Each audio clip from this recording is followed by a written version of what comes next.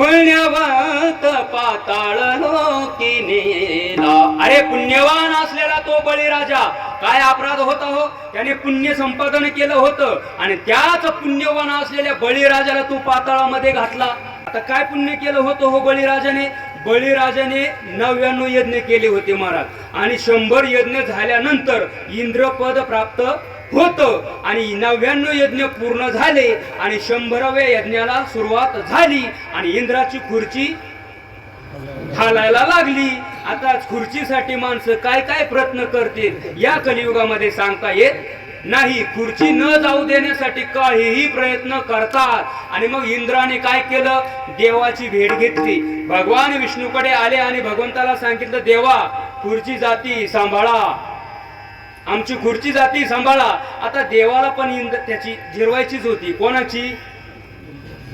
तांबडे महाराजाची, मग बळीराजाची. कारण बळीराजाला अहंकार झाला होता ना महाराज. कारण बळीराजा म्हणत होता 99 यज्ञ पूर्ण झाले आणि 100 यज्ञ पूर्ण झाल्यानंतर मी कोण होणार आहे? सगळ्या देवांचा राजा होणार आहे. मग अहंकार निर्माण झाला आणि देवाला अहंकार चालतो का महाराज?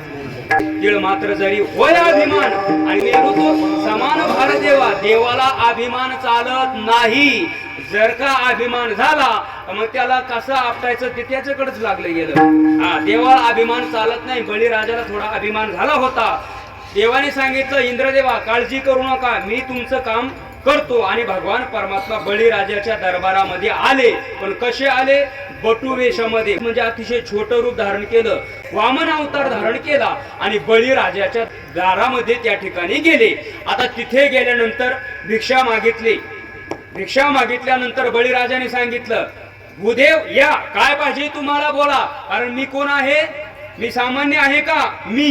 आणि तोच मी त्याला आवडत नाही. मी आला तिथं, जिथं मी आला तिथं त्याचा काटा झाला. हे लक्षात ठेवा. मी देवाला आवडत नाही. तुमच्याकडे जर एखादं प्रद प्राप्त झाला असेल, एखादं दैवी शक्ती आली तर त्या ठिकाणी मी आला तर त्याचा नाश केल्याशिवाय तो देव राहत नाही. महाराज हे सांभाळावं लागतं, फार सांभाळावं लागतं. आज खऱ्या अर्थाने एवढी मोठी महान परंपरा आहे. मला वाटतं 250 वर्षाची परंपरा आहे ही. अद्यावत त्या ठिकाणी एवढ्या 250 वर्षापासून ही परंपरा टिकवणं एवढं सोपं आहे का? एवढं सोपं नाहीये. म्हणून त्या ठिकाणी हे सांभाळणं गरजेचं आहे.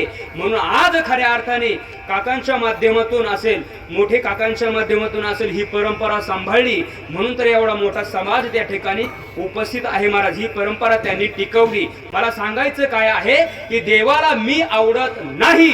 मग त्या ठिकाणी देवाने मागितलं. काय मागितलं हो? बळीराजाने सांगितलं, काय मागायचं ते मागून घ्या, आपल्याकडे काही कमी नाही. कारण सर्व देवांचा राजा मी होणार आहे, काय पाहिजे ते मागून घ्या. पण बटू वेशातल्या देवाने काय मागितलं हो? 3 पावलं भूमिदान मागितली. आता त्यावेळेला तो बळीराजा म्हणतो, अहो 3 पावलांनी काय होणार? आता मला सांगा काका, बटू वेशातला देव एवढा एवढा होता, त्याचे पाऊल केवढे हो? एवढे एवढे छोटे. नाही, 3 पावलाने एखादा फूट तरी जाईल का? त्याने सांगितलं, अरे हेक्टर मागून घे, हे 3 पावलाने काय होणार आहे? पण देवाने सांगितलं, मला तुझं हेक्टर नको, फॅक्टर पण नको, मला फक्त 3 पावलं दे. ठीक आहे म्हणे, घेऊन टाका, तुम्हाला जिथं पाहिजे तिथं. तशी नाही घेणार म्हटली. मग स्टॅम्प पेपर आणा. आता त्या काळचा स्टॅम्प पेपर कोणता होता? वचन किंवा संकल्प सोडणे. आणि मग सांगितलं, जा झारी घेऊन या, संकल्प सोडा. तसा मी घेणार नाही. आणि मग बळीराजा आतमध्ये गेला झारी आणायला. पण आतमध्ये कोण भेटला त्याला? शुक्राचार्य. कोण होता शुक्राचार्य? गुरु होता बळीचा. कारण शुक्राचार्याला माहित होतं हा सामान्य व्यक्ती नाहीये, तो बटू वेशातला आलेला, तो जगाचा मालक आहे. त्याने ओळखलं होतं. आणि मग महाराज त्या ठिकाणी शुक्राचार्याने अडवलं, अरे बळी, अरे तो जगाचा मालक आहे, तो देव आहे, तुझी परीक्षा पाहायला आलाय, तो दान देऊ नको. बळीराजाचे उद्गार फार सुंदर आहे. बळीराजाने सांगितलं, अरे तर तो देव असेल आणि तो जर परीक्षा पाहण्यासाठी जर तो आला असेल तर आतापर्यंत दान देण्याचा मी पेपर दिलाय, परीक्षा दिली. आणि मग जर त्या ठिकाणी मी परीक्षेमध्ये उत्तीर्ण नाही झालो तर एवढ्या वर्षापासून दान केल्याचं पुण्य काय मला पात्रात पडणार आहे का? म्हणून मी परीक्षा देणार आणि उत्तम मार्गाने पासही होणार. न मानावे ते ऐसे गुरुचे वचन आणि तेने नारायण अंतरेल. बळीराजाने सांगितलं, अरे जर देवापासून जर माझा अंतर पडत असेल तर त्या गुरुचं सुद्धा मी वचन ऐकणार नाही. बळीराजाने त्याचं ऐकलं नाही. पण ते लईच खोडेशाळ होतं. त्यांनी बारीक छोटं स्वरूप धारण केलं आणि त्या झारीच्या तोंडामध्ये जाऊन बसलं. कोण? शुक्राचार्य. का बरं? पाणीच पडू देणार नाही म्हटला खाली. कसा कल्प सोडतोय बघतो. आता देव आहे तो चतुरा तू शिरोमणी गुण लावण्याची खाणी, चतुरा तू शिरोमणी गुण लावण्याची खाणी, मुकुटाचा काळा मागे धन्य तुझी विठोबा.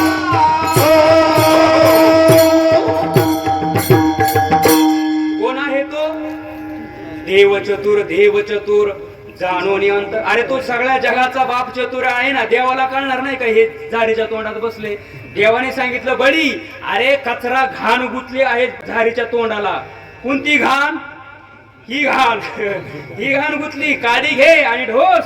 मग बळीने काय केलं? काडी घेतली आणि ढोसलं आणि काय केलं? बळीने शुक्रांधळा केला, बळीने शुक्रांधळा केला, बळीने शुक्रांधळा केला, बळीने शुक्रांधळा केला. आला मनी थोडी आला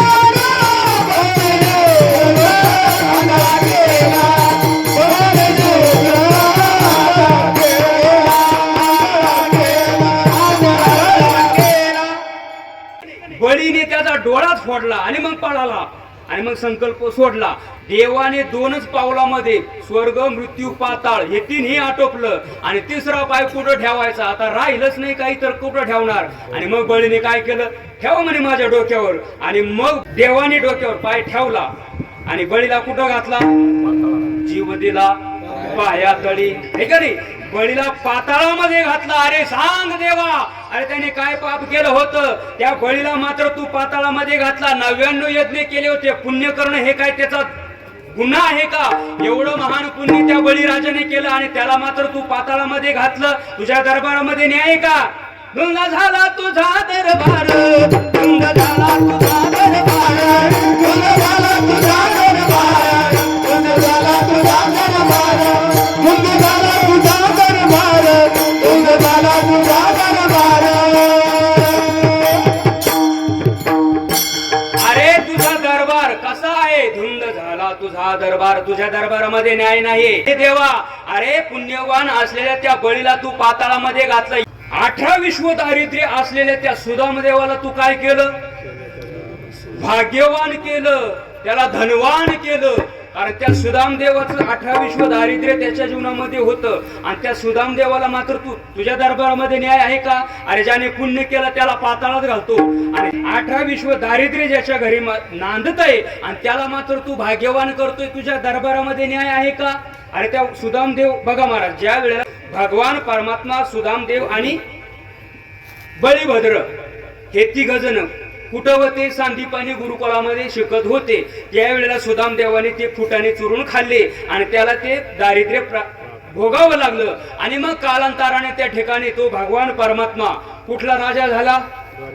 द्वारकेचा. गड्या हो राजा की रे झाला, कृष्ण सिंहासनी बैसला. हो हो, भगवान परमात्मा द्वारकेचा राजा झाला.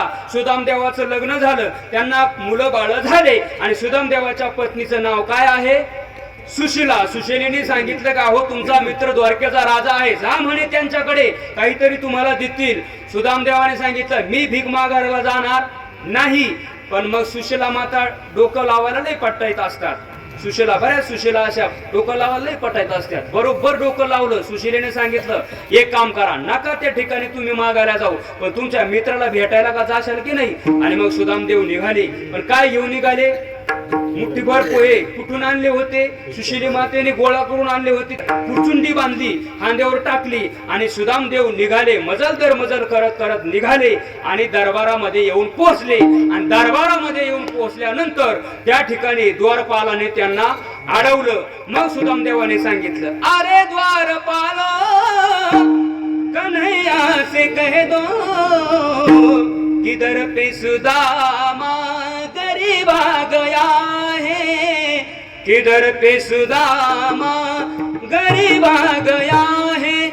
भटकते भटकते न जाने कहां से किधर पे सुदामा गरीब आ गया है, किधर पे सुदामा गरीब आ गया है, आगे द्वार पालो कन्हैया से कहो, आगे द्वार पालो कन्हैया से कहो, किधर पे सुदामा गरीब आ गया है, किधर पे सुदामा गरीब आ गया।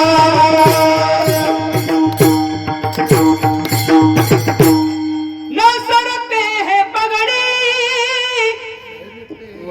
न तन पे है जामा, बता दो कन्हैया से नाम है सुदामा, बता दो कन्हैया से नाम है सुदामा। जाऊन सांगा तुमच्या देवाला तुमचा बालपणीचा मित्र सुदामा आलेला आहे। ते जय आणि विजय नावाचे दोन द्वारपाल होते, त्यातला एक जण गेला, देवाला सांगितलं आणि देवही सुदाम हे नाव ऐकलं, पळत आले, सुदामाला घेऊन गेले, त्या ठिकाणी त्यांची पाद्य पूजा केली आणि त्या ठिकाणी वस्त्र अलंकार घालायला दिले आणि शेवटी जाता जाता सुदाम देवाने सांगितलं आता देवा गेलं पाहिजे, मुलं बाळ त्या ठिकाणी वाट पाहताय, मग गेलं पाहिजे। निघाले सुदाम देव, पण देवाने काहीच दिलं नाही। सुदाम देवाला वाटलं आता तरी हाका मारील, मगच हाका मारील, पण देवाने हाका मारली नाही।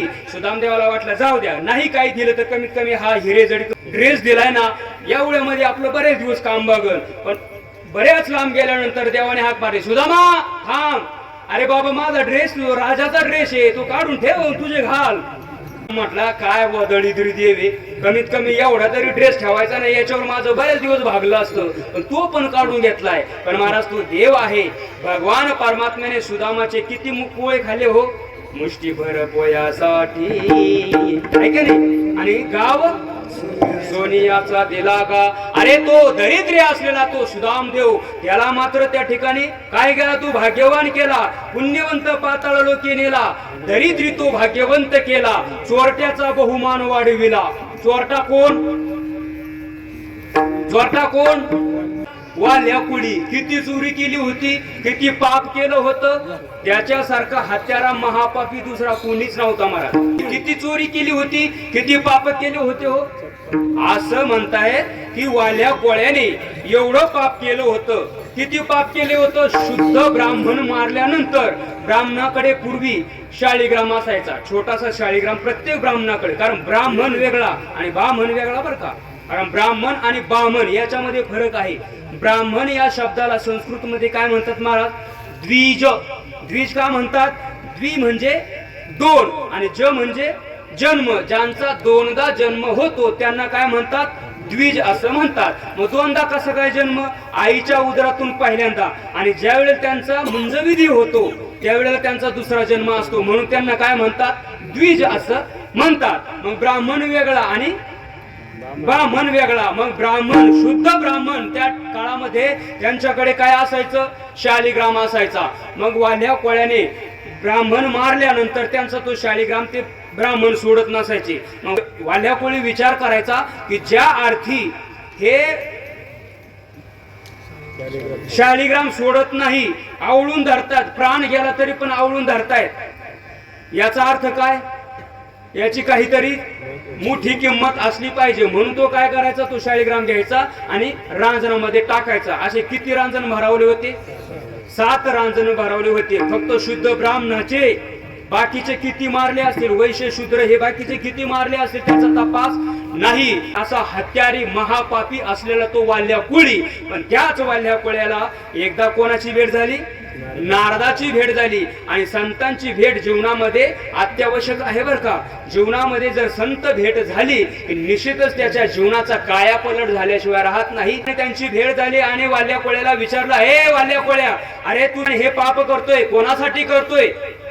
त्याने सांगितलं कोणासाठी करतोय म्हणजे काय विचारणं झालं तुमचं? अरे माझ्या मुलाबाळांसाठी करतोय। त्यावेळेला सांगितलं, अरे तू तुझ्या मुलाबाळांसाठी करतोय, पण ते मुलं बाळ तुझ्या या पापामध्ये भागीदार आहे का? म्हणे हो, तर मग असणारच, त्यांच्यासाठी करतोय म्हटल्यानंतर ते भागीदार होणारच। जा म्हणे विचारून, हा जा विचारून, तू जा पळून, मला बांधून ठेव। आणि बांधून ठेवलं महाराज आणि विचारायला गेला, पत्नीला विचारलं, मी हे जे पाप करतोय या पापामध्ये तू भागीदार आहे का? आता पत्नी म्हटली, तुम्ही पाप केल्यानंतर त्याच्यामध्ये मी कसं काय भागीदार होणार? कारण तुम्ही केलेलं तुम्हालाच भोगावं लागणार ना. हो, ज्याने केलं त्यालाच भोगावं लागतंय. तुम्ही पाप केलं तुम्हालाच भोगावं लागणार. वाल्या कोळ्याने कुऱ्हाडच मुठच आवडली, मलाच भोगावं लागणार. तू याच्यामध्ये पापामध्ये माझ्या भागीदार होणार नाही का? आता तिला माहित होतं हे कसं आहे, कारण याने एवढे मारल्यानंतर म्हटल्यानंतर मला काय सोडणार आहे का? पण ती डोकीबाज होती, तिने लगेच विंचू चावल्याचं नाटक केलं. हो हो हो, आपल्याकडे वेळ कमी. हा, त्या ठिकाणी विंचू चावल्याचं नाटक केलं, मोठ्याने ओरडायला लागले, धावा, विंचू चावला, विंचू चावला. आणि मग तो म्हटला तुला डॉक्टरकडे नेऊ का, औषध वगैरे देऊ का? ती म्हटली काहीच करू नका, एक काम करा, मला ज्या वेदना होतात ना या निम्म्या वेदना तुम्ही वाटून घ्या. तो म्हटला काय डोक्यावर पडली का काय तू? आणि तुला वेदना झाल्यानंतर मला कशा वाटून घेता येतील? आणि मग तिनं सांगितलं तुम्ही काय डोक्यावर पडली का? मग माझ्या वेदना तुम्हाला वाटून घेता येत नाही, मग तुम्ही केलेलं पाप मला कसं काय भोगावं लागेल? आणि मग लख प्रकाश, कसा प्रकाश पडला? लख, हा लख पडला प्रकाश. 5G असं त्यांच्या इंधनात. चला, लख प्रकाश पडला डोक्यामध्ये. आणि मग तू पिटली आणि म्हटलं अरे अरे, एवढं पाप ज्यांच्यासाठी केलं ते जर माझ्यासाठी काय उपयोगाचे? आणि सोडून दिलं महाराज. नारदाचे पाय पकडले. मला सांगायचं काय आहे, संतांची भेट जीवनामध्ये किती किती महत्वाची असते बघा. नारदाची भेट झाली म्हणून वाल्याचा कोण झाला? वाल्मिकी झाला. आणि कोण झाला तो वाल्मिकी? जगाच्या मालकाला वागावं लागलं. कारण बोलिले वाल्मिकी तैसे करीन. जसं वर्तुनी दावीला नामा म्हणे किंवा म्हणे नामा, जसं वाल्मिकीनी लिहिलं.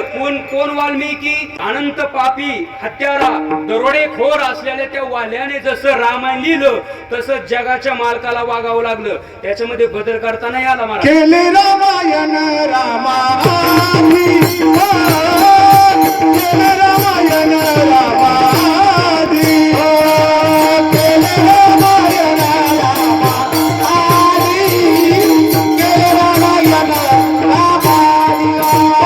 याची कीर्ती वाढली बहन, याची कीर्ती वाढली बहन. केले रामायण रामाधी, केले रामायण रामाधी.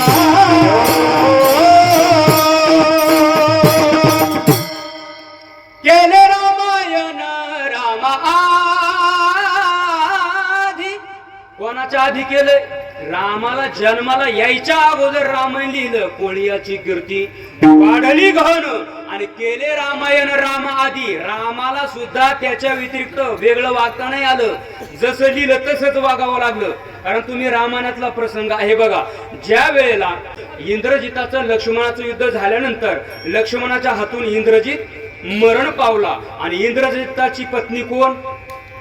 सुलोचना. सुलोचना महान पतिव्रता होती. आणि इंद्रजित म्हणजे सामान्य नव्हता. हात तुटून पडला कुठं? पत्नीपाशी. आणि तिने लिहून सांगितले. आणि मग ती आली तिथं आल्यानंतर मुंडकं उडवलेलं होतं. त्या मुंडक्या सोबत ती बोलत होती. मुंडकं सुद्धा बोलत होतं. इंद्रजिताचं मुंडकं उडवलं होतं. मुंडकं बोलत होतं. आणि मग सुलोचनेने विचारलं ही अवस्था कोणी केली? आणि ही अवस्था तुमची होणार असेल हे जर मला जर कळालं असतं तर मी माझ्या बापाला तुमच्या सोबतीला पाठवलं असतं. कशासाठी? युद्ध करण्यासाठी. आणि मग ते मुंडकं बोलू लागलं हा तुझ्याच बापाचा पराक्रमी. कारण लक्ष्मण कोणाचा अवतार आहे? शेषाचा अवतार आहे. आणि सुलोचना कोणाची कन्या आहे? शेषाचीच कन्या आहे. मग लक्ष्मण कोण झाला? सुलोचनाचा बाप झाला. मग तुझ्याच बापाचा पराक्रमी म्हटली, त्यांनीच मारले मला. आता असं म्हटल्यानंतर लक्ष्मण भैया त्या ठिकाणी केस तोडून रडू लागले. आक्रोश करू लागले की मी माझ्याच हाताने माझ्या कन्येला विधवा केलंय. आक्रोश करू लागले. आता त्या काळचे भाऊ होते महाराज. प्रभू रामचंद्रांना वाईट वाटलं कारण त्या काळचे भाऊ होते. आता भाऊ तसे राहिले नाही. आणि भाऊ या शब्दाचा अर्थ फार सुंदर आहे महाराज. काय अर्थ आहे? भाऊ हा शब्द उलटा वाचा काय होतो साहेब? उभा. म्हणजे भावाच्या कोणत्याही संकट काळामध्ये भावाच्या पाठीमागे भक्कमपणाने जो उभा राहतो त्याला खऱ्या अर्थाने भाऊ असं म्हणतात. आणि ते त्या काळातले भाऊ होते. आता तसे भाऊ राहिले नाही. चला, त्या ठिकाणी प्रभू रामचंद्रांना फार वाईट वाटलं. प्रभू रामचंद्र म्हटले भैया काळजी करू नका, आताची आता इंद्रजिताला उठवतो. कोण म्हटलं? प्रभू रामचंद्र. आता हनुमंतराया तिथंच होते. आता हनुमंतराया कसे होते? बुद्धिमत्ताम वरिष्ठम. हनुमंतराय म्हटले, प्रभू तुम्ही एका बाणामध्ये त्याला उठवाल हे खरं आहे, पण असं रामायणात आहे का? वाचलं का कधी रामायण? नाही ना. आणि मग ते उठवता येणार नाही. उठवता नाही ना आलं महाराज. म्हणजे वाल्या कोळ्याने जसं लिहिलं तसंच प्रभू रामचंद्रांना वागावं लागलं. इंद्रजिताला उठवता नाही आलं महाराज. म्हणजे मला सांगण्याचं तात्पर्य काय आहे की त्या ठिकाणी केले रामायण रामाआधी. त्या दरोडेखोर असलेल्या त्या वाल्या कोळ्याने रामायण लिहिलं आणि रामायण जसं लिहिलं त्याप्रमाणे देवाला तुला वागावं लागलं. देवा मग तुझ्या दरबारामध्ये न्याय आहे का? तुझा दरबार कसा आहे? धुंद झाला तुझा दरबार, झाला तुझा दरबार, धुंद झाला तुझा दरबार, धुंद झाला तुझा दरबार, धुंद झाला तुझा दरबार, धुंद झाला तुझा दरबार, धुंद झाला तुझा दरबार, धुंद झाला तुझा दरबार. कसा आहे तुझा दरबार? धुंद झाला तुझा दरबार. पुण्यवंत पाताळ लोकी नेला. अरे पुण्यवान असलेल्या बळीला तू पाताळात घातलं आणि दरिद्री असलेल्या त्या सुदामाला तू भाग्यवान केलं आणि चोरट्याचा बहुमान वाढविला आणि कीर्तिवानाचा अपमान केला. कोण कीर्तिवान? कर्ण. भर याच्यामध्ये युद्धभूमीवरती त्याचा अपमान केला. किंवा तो शिशुपाल. काय चूक होती महाराज त्या शिशुपालाची? मला सांगा, शिशुपालाचं कोणाचं लग्न ठरलं होतं? हा, रुक्मिणी मातेचं. आणि लग्न कोणासोबत झालं? भगवान परमात्म्यासोबत. बरं, भगवान परमात्म्याने चार चौघात लग्न केलं का? मग पळून नेलं. काय केलं? पळून नेलं. मग हे दरबारामध्ये तुझ्या न्याय आहे का? तुझा दरबार धुंद झालेला आहे. म्हणतो पाताळ लोकी नेला, दरिद्री तू भाग्यवंत केला, चोरट्याचा बहुमान वाढविला, कीर्तिवानाचा अपमान केला. धुंद झाला तुझा दरबार, धुंद झाला तुझा दरबार.